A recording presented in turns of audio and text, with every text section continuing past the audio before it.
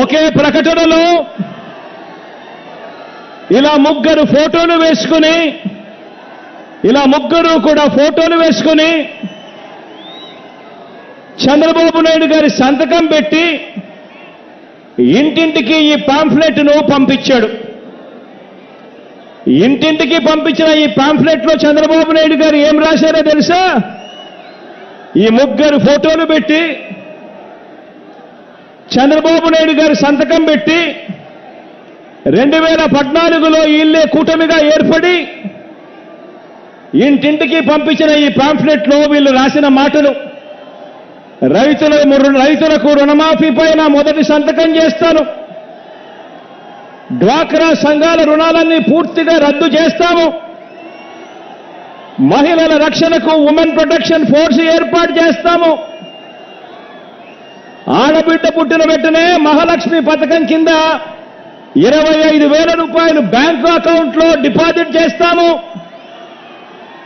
ఇంటింటికి ఒక ఉద్యోగం ఇవ్వలేకపోతే ఉపాధి ఉద్యోగం వచ్చేదాకా నెల 2,000 రూపాయలు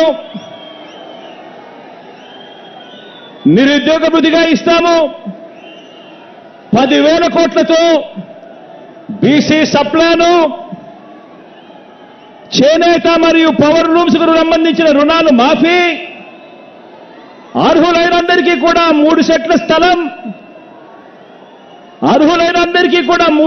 స్థలం, పక్కా గృహాలు మంజూరు చేస్తాము, రాష్ట్రాన్ని సింగపూర్గా మించి అభివృద్ధి చేస్తాము, ప్రతి నగరంలో హైటెక్ సిటీ నిర్మిస్తాము.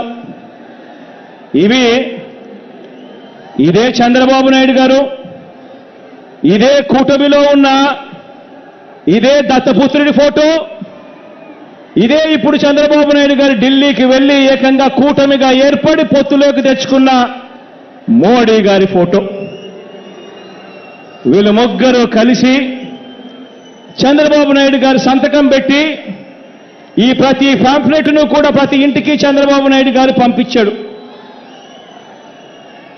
ఇందులో ఇచ్చిన హామీలు ఏవైనా కూడా అమలయ్యాయా అని అడుగుతా ఉన్నాను. ప్రత్యేక హోదా ఇచ్చారా అని అడుగుతా ఉన్నాను.